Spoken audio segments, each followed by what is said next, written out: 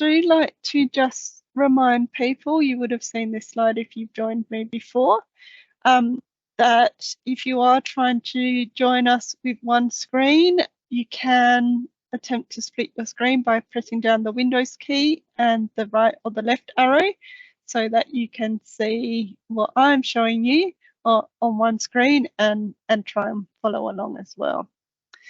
Now, class notebook is in OneNote.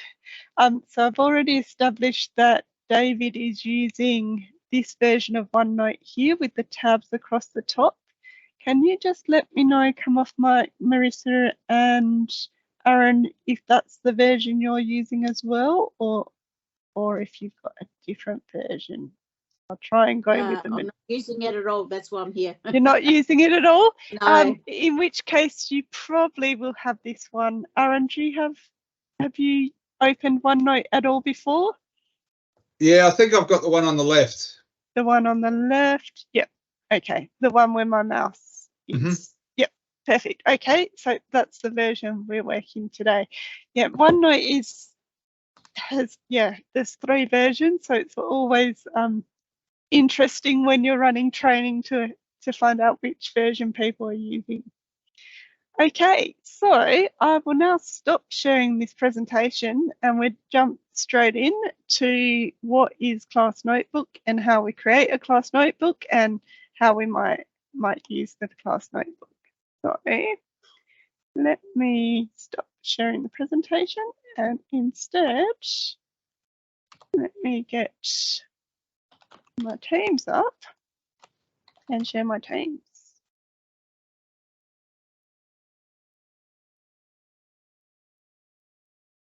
Oops, sorry.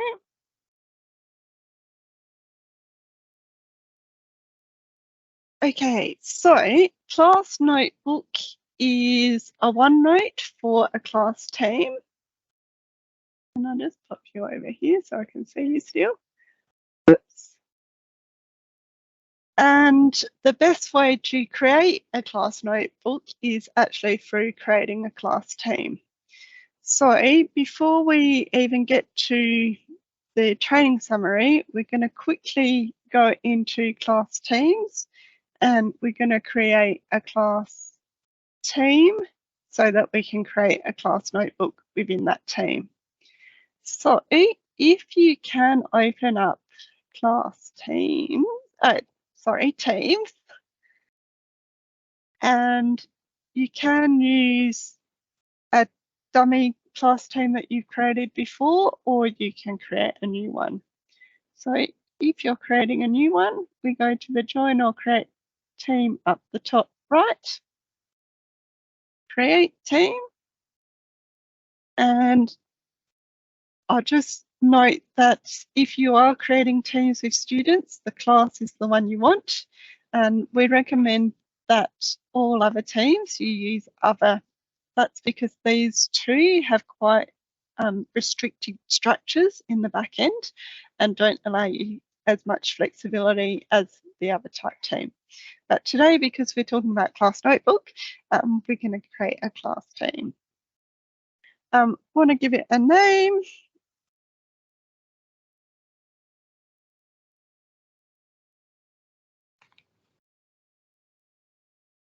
I will get you to add at least one person as a student. So you're welcome to add me, or you're welcome to, well, check or add a trusted colleague.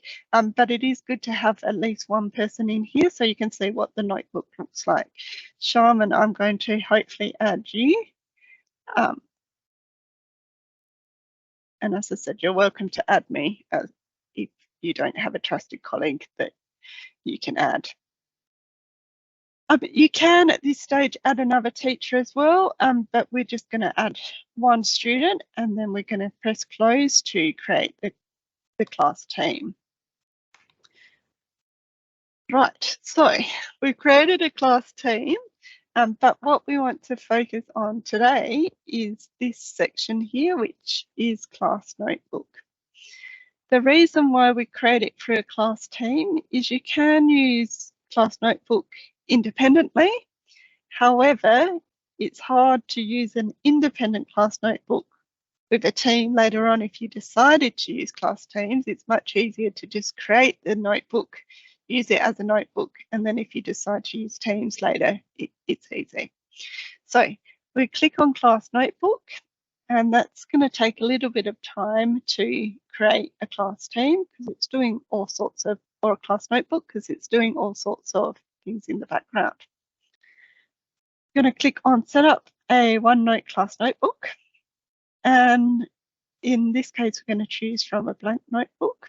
If you are creating one from something because you're running the same class next year in a row, you can choose sections from one that you've already created, but we're going to start one from scratch. Click next. This bit here, for each student you have in the class, it will create these sections in their notebook. This is the default. I normally leave it as the default. You can always come in later and add more sections or delete those sections, but let's just leave it at the default and click on create. And then this one will take a bit more time to load. So while this is loading, I'm going to go in to one that I've pre-prepared to show you what a class notebook looks like and the structure. So this is an example class notebook that you might use in a secondary context. You can see along the top here, it's got these tabs, and these are different sections. So in a class notebook, there's some sections that are already created for us. There's one called a collaboration space, a content library, teacher only section, and then here you can see people's names.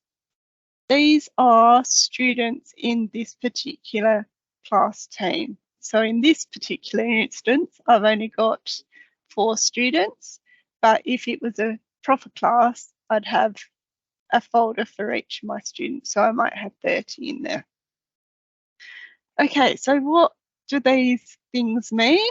Well, in the collaboration space, this is a space where everybody who is a part of the class team can come in and add things. So my students can add things in this section. I can see here some initials that tells me who put what in. And it's a good space if you're wanting students to work together on something. You can set it up so that if you want in groups of students to work, that certain sections are closed to certain students in the class, for example, as well. But that's the collaboration space. Then I've got something called the content library. Now this space students can see, but they can't do any editing in. So this is my content storage, my class content space. So for instance, when I was teaching, this is where I would do my lessons.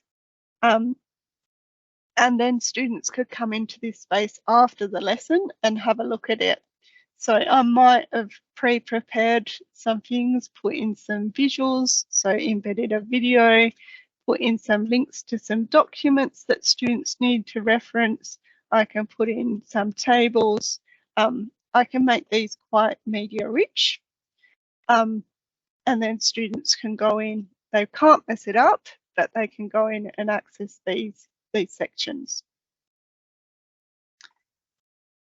So that's the content library. Now the teacher only space, when students open up their class notebook, they don't see this section, they don't know it exists.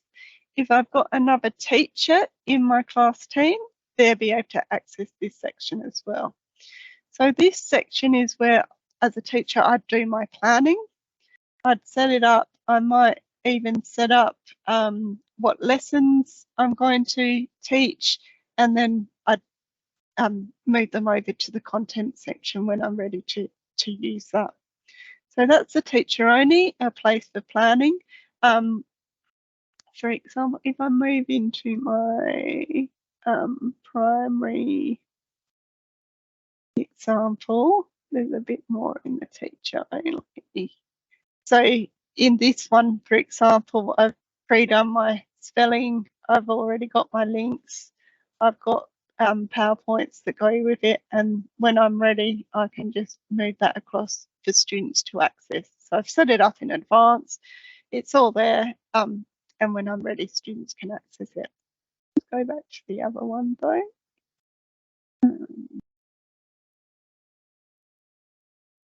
There we go. Okay. And then that brings us to the students folders. So as a teacher, I can go in and see everything in all my students' folders. You can see in this particular one, I've set up not just the default tabs up the top, but I've set up some other sections as well. And not a great example, but the students done some work in here, I can see. So I could, as a teacher, put in some feedback. Please read task sheet and complete the assessment task, for example, and then the kid will see that on their own page, but none of the rest of the class will see that feedback. Right, so that's the basic structure.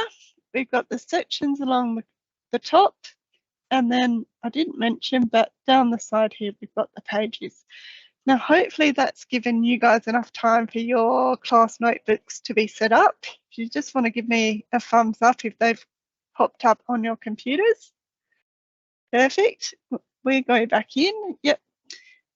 So class notebook in class teams looks quite different. So we're going to open it up in the desktop. So if you go along the top here and where it says open in browser, if you click on the arrow down, we can go open in desktop app. And then hopefully it will open up for you. Sometimes it takes a couple of goes when it's a new notebook. If it's come up yet, or in mine it might have chosen the wrong one. I think it's just loading.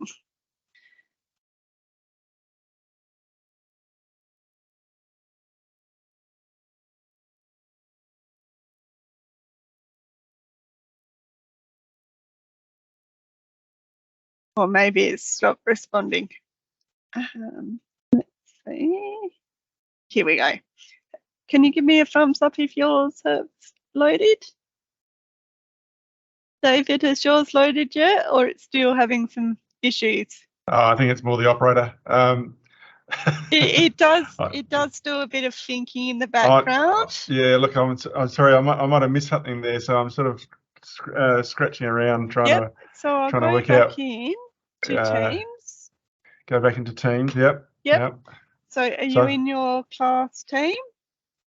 Yep. Okay. So how do I go about? Yep. So class notebook, and then along the top here. Yeah. Sorry, I'm not seeing class notebook. Where would I see class notebook? So can you see my? Oh, you might not be able to see my cursor, but underneath where it says where it's got the icon, there's home page, and then the second. Yeah. Sorry, just let me get. I need to put my Teams over there where I can see you at the same time. Sorry to hold people up, but so you've got that list of things down the side there is not coming up. So why is that? Did you? And you definitely chose a class team.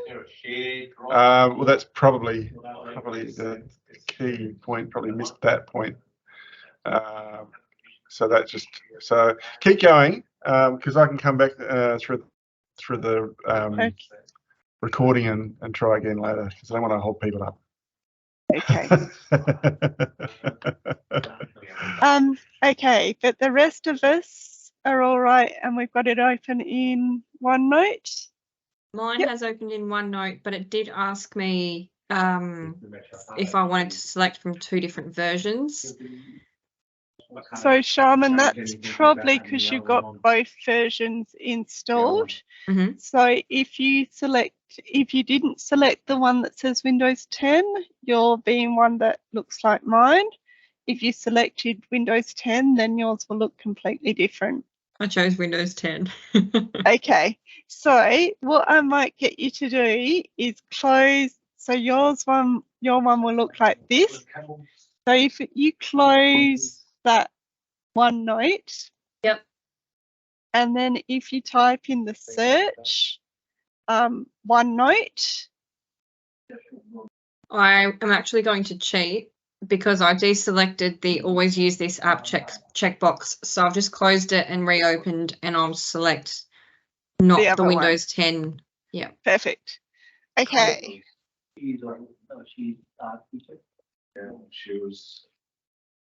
That might have given David time to catch up or might not.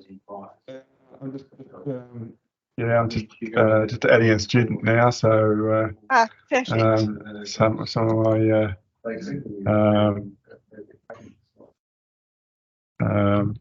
I'm suffering colleague.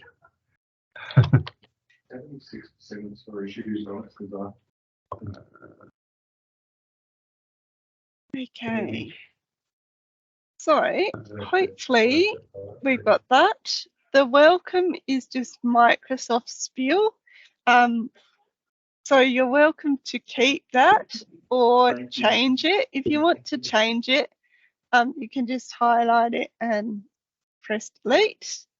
You'll notice up above the line, it's got text, and over on the right hand side under add a page, this is where you find your pages, and whatever you type above the line comes up as the page.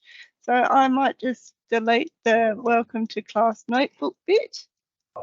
And now you can see that my page says welcome because that's what it has here.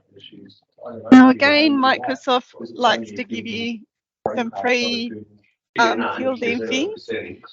David, I might just mute you because you've got a bit of background noise. Thank you. So again, we're not bothered about this. If I just click and delete, I've still got that page there and I might not want that page. So I'm going to right click on that page and I'm going to actually delete that whole page. Okay, so I've got my welcome, and here I might put some text about the class. So welcome to test class 2023. When I was teaching, I put in things like class rules in this section, routines or things that I needed to refer to all the time. So if I had a map of the school with out of bounds areas that I needed to keep on referring to reinforce things with students, I might put these all in this welcome section here, because then it's easy to reference, doesn't get bogged down in the different sections. So that's the welcome. You'll notice next to welcome there's a plus. That lets you create a new section. And we're not going to do that in this section because this is kind of outside of the class notebook. But we will do a new section when we go into one of these other sections. So we might go into the collaboration space. So this space here is where all the students at the moment have editing rights. So it's where you're going to do your group work or your whole class collaboration work. Again, they gave us some lovely text, so we're just going to click delete, and we might change that to icebreaker.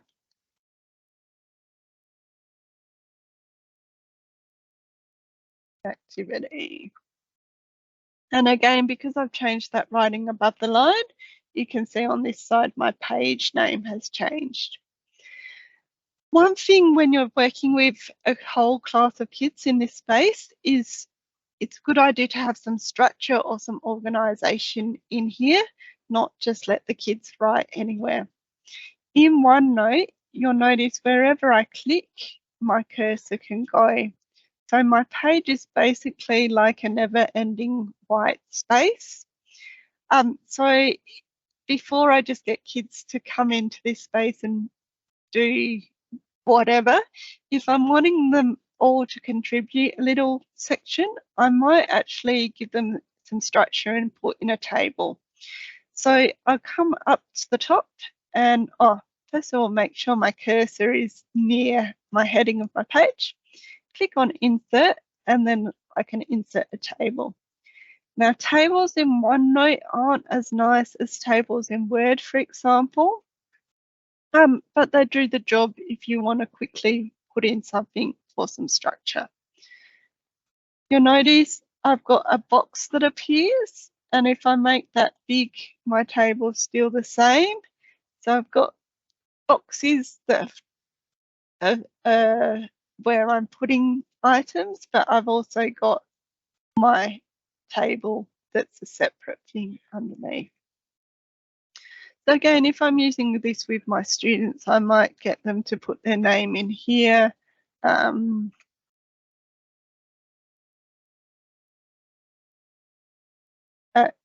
give some structure in there. If you want a table really quickly, for example, you might just put in numbers and assign students numbers as well. But that just helps when you've got 30 people in and all through in the same document. Now, I might want to change this because my students don't need to know that it was called using the collaboration space. So I'm going to rename this tab. So I want to right click and go rename. And I'm going to call this week 1 activities.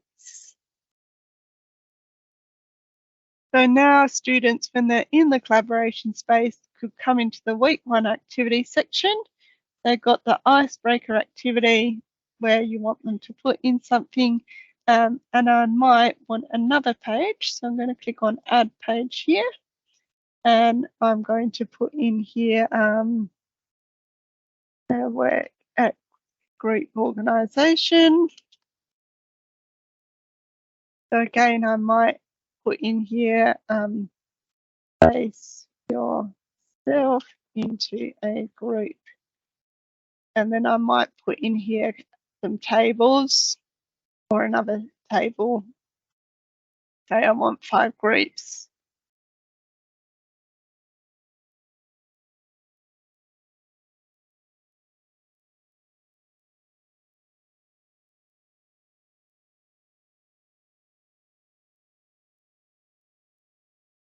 Five, etc.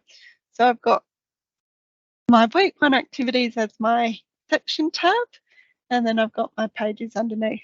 David, have you managed to get into the OneNote yet?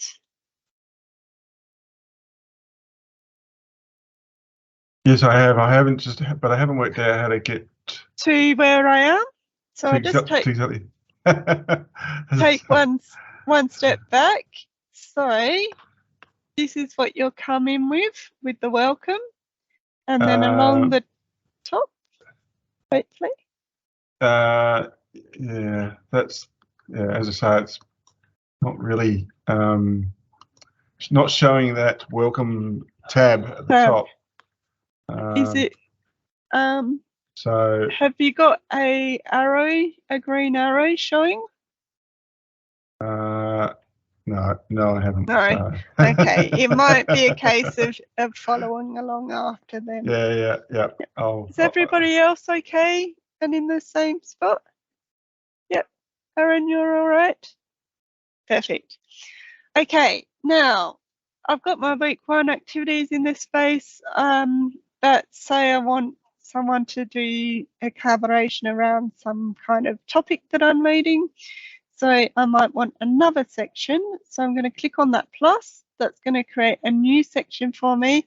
And then I might call this I don't know,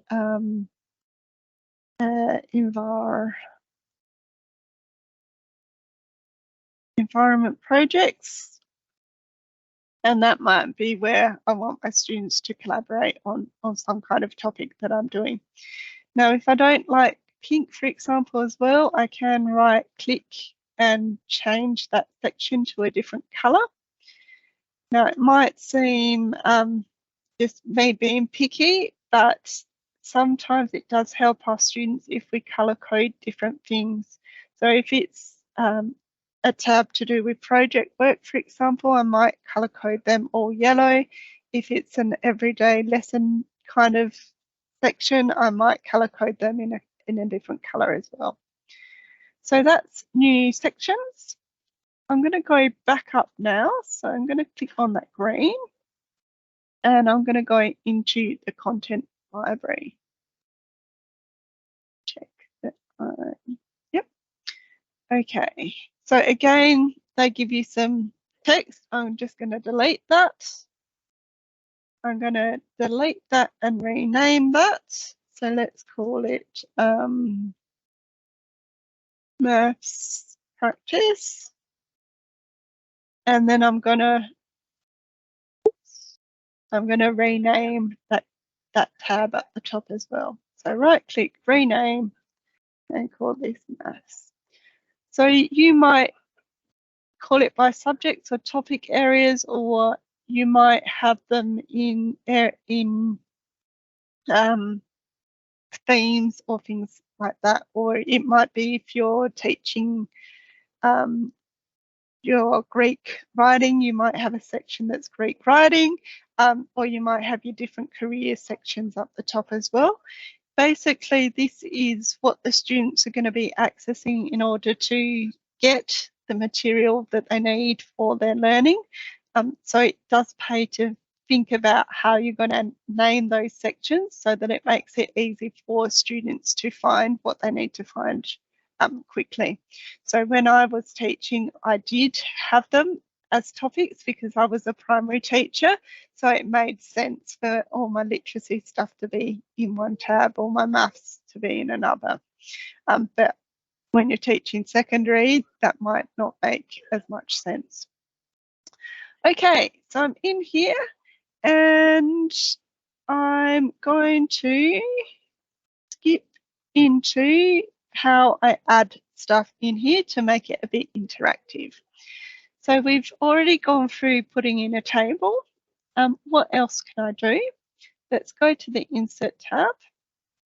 And then I've got a whole lot of other options in here as well. So if I want to, I can record audio and video directly into my OneNote. That won't work in this demonstration because my microphone's being used by Teams. But if I were to click on those, it's going to record straight away. And then my students could just click there and hear the instructions or see the recording that I've made. If I want to insert pictures or screen clippings or find something off the web, they're all in there as well. I can insert media. So if I click on that, if I've got a YouTube clip, I can put that in. So I'm just going to get one from YouTube.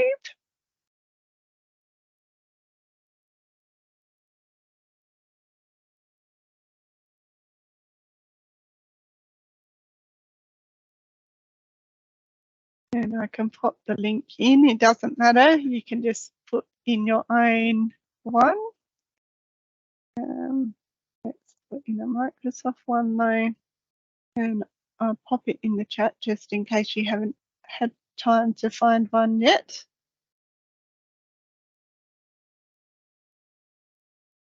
So that's directly embedded in my OneNote, and I can just click on that and it will play directly in the OneNote, or it should do.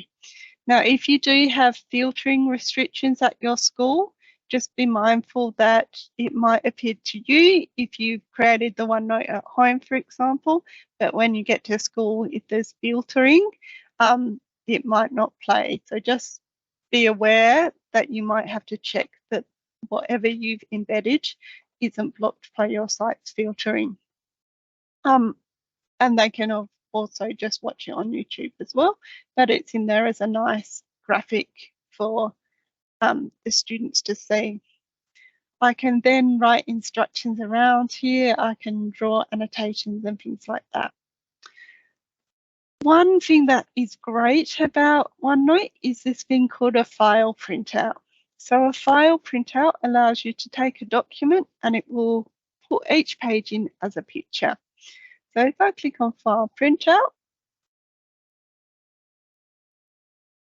I'm just going to pick something here. So let's pick this one and insert. So you can choose any document that you have handy. And it's going to take a little bit of time, but it should be putting those in.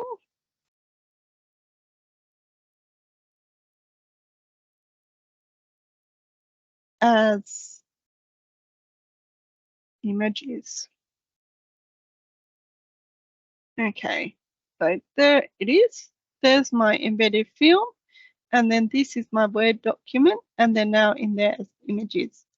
It's also embedded that actual document, so students could click on there and open the document. They're only going to open a copy of that document. They're not going to open the original. You can see that the original is saved on my computer. And then I've got this here that I can use and I can draw on. So that's the other nice thing about Notebook. If you go to the Draw tab, I've got all these different pens and a whole lot of them. So I can write and annotate things after I've inserted them. So it's really handy if you're wanting students to look at a worksheet or look at some instructions. You can have it on the board, and if you've got a IWB, you can write annotations next to the different things on the board. And then the students can see your annotations after as well. You can use the highlighter as well to highlight things. It does lend itself to using with a stylus or an interactive whiteboard. Okay, back to insert. I can also have a bit of fun with stickers. So there are a whole lot of inbuilt stickers that you can use, especially if you're giving students feedback. So there's a whole lot of different stickers that are a bit fun to use when you're giving feedback. You can also insert a whole lot of equations. This version of OneNote doesn't have maths, the maths tool in it. I believe it will be coming out soon, but you can certainly use maths in OneNote as well. You can as well create templates. So for example, if you are using your class notebook for class meetings, for example, you could set up a template, and so you don't have to recreate that each time. Aaron, you've got a question? Yeah, can you show me how, or tell us how to add a student? Yep. So I'm not going to be able to add it straight into my OneNote. I'm going to minimize my OneNote and go back into my class team. Okay, yeah, that makes sense. Yeah. Yep. And then if I add someone else, so now I'm going to add another member. And I'll just add someone else in my team.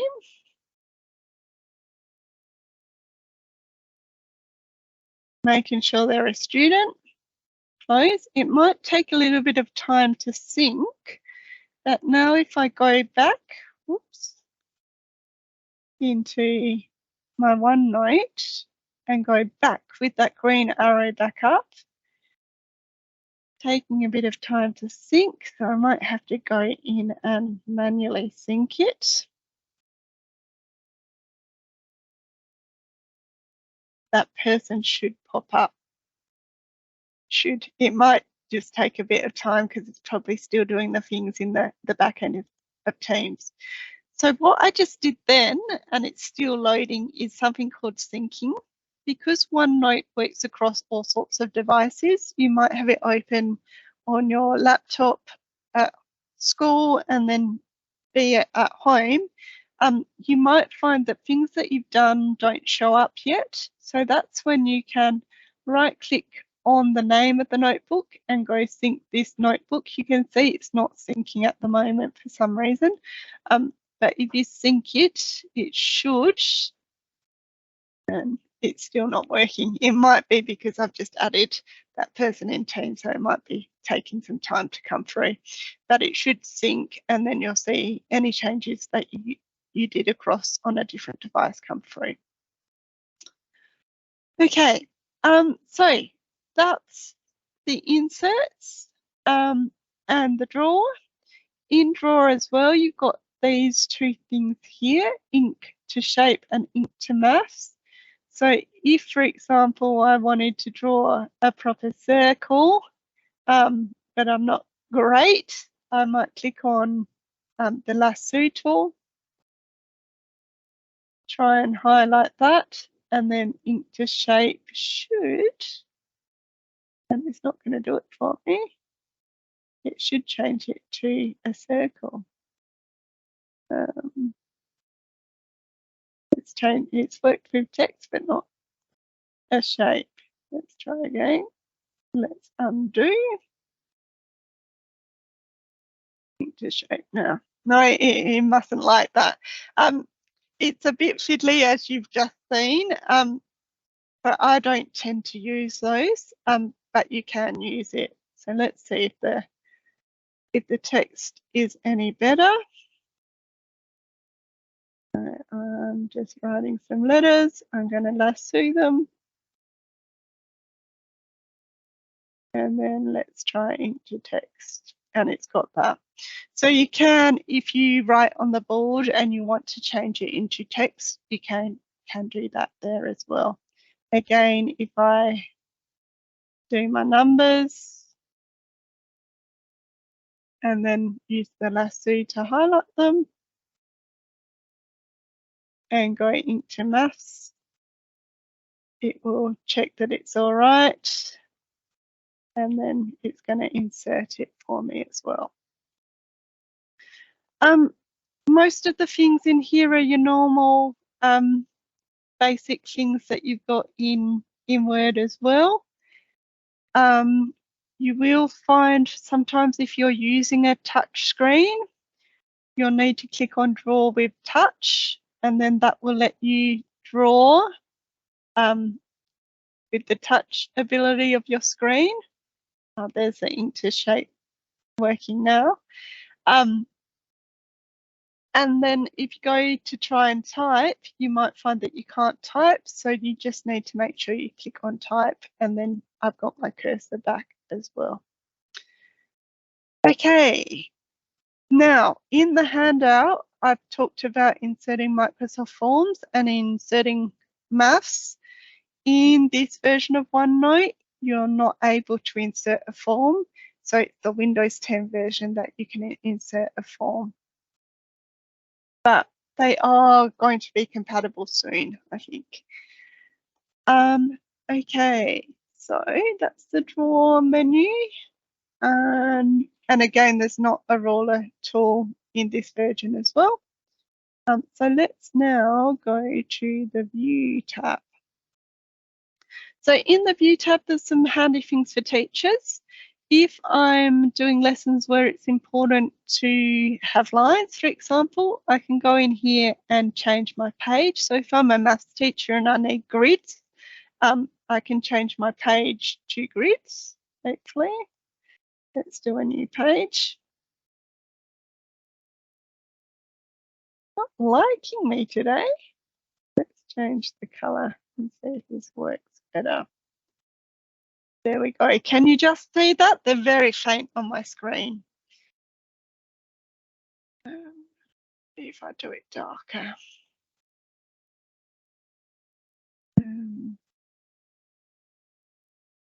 Let's try blue. It's very faint on my screen, but they are there. So if I was doing some graphing, for example, I could use that. I can change the page color as well. So if something works better for your students or you can do that. And then I can also use Immersive Reader straight in here as well. So again, I'll call this page Maths. Please complete the exercises. And then if I click on this Immersive Reader now,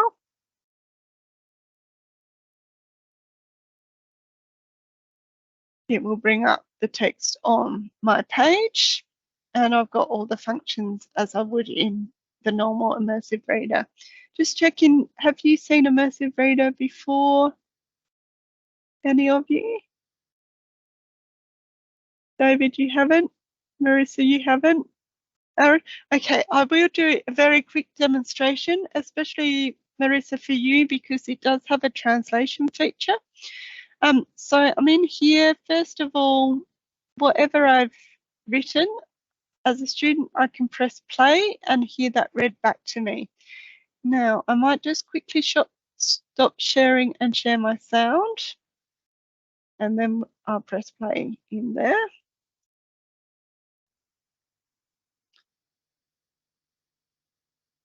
So Please complete the exercises. So it will play back to me. You can change it so that it is in an Australian accent by going to that book one and changing the language to English Australian. The exercises. It should work. Please complete the No, exercises. It's not going to work for me. I can make it a male. I can speed it up. Please complete the exercises. If I go into the A1, I can change the text size. So that's particularly good with students that have difficulty seeing things on the page. It won't show me here, but I can also do the line spacing. I can change the font as well. So there's some research into fonts or ease of read of fonts, and dyslexic students especially find Comic Sans easier to read. And again, I can change that. Once I've set this up once, it will remember my preferences as well. Let's go in here. So it will, if I want to, show me the different parts of speech. I can change the colours as well if I've got particular colours that I use in my school. And I can also syllabalize this. And then if I want to, I can add a picture dictionary. So if I hover over the word, I've got some visuals. So if you've got Indigenous students, Aaron, at your school, I should imagine there might be. David, you're definitely dealing with Indigenous students who've got English as a second language. That's a help there. And then this one will help you out, maybe, Marissa. So in here, I can choose Greek, for example. I can choose it by word, and then I've got the Greek word under here. And if I press play, hopefully, let's turn it down. Ολοκληρώστε. Hopefully it's okay, pronunciation-wise. And if I wanted to, I could translate the whole text. Now, if I go back into my, so for Greek, unfortunately, it doesn't show you the nouns, verbs, and adjectives, but for other languages, some other languages, it does. I don't think it's got Pitjantjatjara or Yankunytjatjara in here, unfortunately. But it might help. That's no surprises. That's all. Yeah, good. yeah. It's probably English language is probably the one that's most important for them in terms of their learning. But yeah. Yep. And Port Pirie, is there many different migrants or people? We're nearly 20% Indigenous. We've got 750 kids. There's a few different Asian languages. No real big other communities though. Yeah, so probably for you guys that English is going to be the one that you can, if kids are struggling with what's written on the page, so say you've got quite a lot of text on there, you can show them about in view, go to immersive reader, and then it can play it back for them to hear. This immersive reader is available in a whole lot of different Microsoft apps. So it's in Word, it's in PowerPoint, it's in Excel now. So it's in Teams. You'll find it in lots of apps. Wherever you see that kind of icon, students can access immersive reader. Abigail, I haven't got that icon. Have I just got a different version of OneNote? Or... Oh, maybe you do. You're definitely in the View tab. Yep. Yep. And you're missing immersive reader. Yeah. Maybe you've got OneNote 2019, which would mean that you probably don't. In which case, I would suggest you talk to your tech people about maybe moving across to M365. No, we're on 365. Yeah. Yeah. I don't know. I don't know. Maybe after, if you send me a screenshot and I can work out what version you're using and why that's not there. Okay. Other than that, the review tab as well can be. Oh, actually, I won't talk about the review. I will talk about the history though. So this one here is particularly good for that collaboration space, because if I go in here and click on, well, because it's me that's done it, but if I do find by author, you can see that I'm the person that's written in here, but if you had your students that had written in this notebook, you could see them here. And so you can find the pages that that particular person has edited. And then if I click on there, so let's click on the maths practice, it takes me directly to that page. For your students, and I'm just going to hop into a different notebook. I think. So in this particular notebook, because this was a real notebook with real students, you can see here, because I've got that show authors, that I've got all my students coming up. And if I hover over them, that's me. But if I hover over them, it should tell me the student's name and when they edited this notebook. So that's handy for you as a teacher to work out what students added what. Let's go back into my test one. Recent edits. You can see what's been edited recently. This one again is not going to show me much, but if I click there, it will highlight the pages that have been edited. And I can also go back and see different versions if someone's deleted things in there as well. Okay, so that brings us, I guess, into, we're going for time. That's just about it, I think. So in the handout, I've also talked about assignments. However, this is probably not relevant unless you're actually using class teams. So I'm just going to put the notebook and class teams side by side.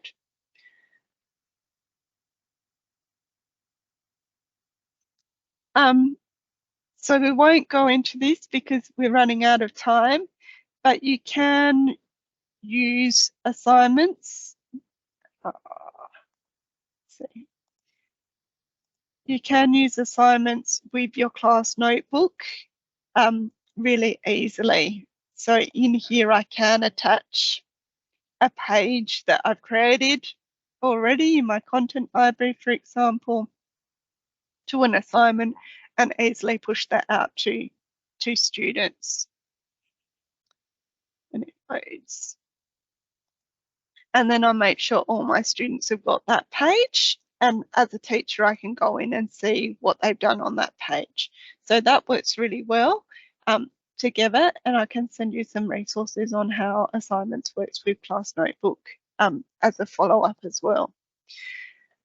The last thing I'm going to talk about very briefly is where you can go for more help. So we have a YouTube channel that has lots of short videos, and if you go to the playlist in here, I'll pop this one in to the chat as well.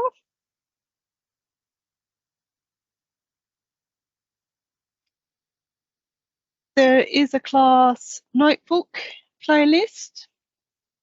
Now, most of these videos, I think, use Windows, OneNote for Windows 10. However, I think that's probably one of the things that we might update now that Microsoft has made a decision not to continue to support Windows 10. But there's section overviews and there's short videos on all the different aspects of Class Notebook in there. The other place which is a great resource if you're into doing some self-learning is the Microsoft Learn website. And I've put that link in there as well. Really encourage you to go in here and create an account. Use your school's email address. And then in the Educator Centre, there is a whole lot of learning paths that help you with Class Notebook as well. So if I put in Class Notebook here, it's going to give me some modules that I can go into to help me navigate Class Notebook as well. So that's the end of our time together. Did you have any questions to finish up with? No, all good.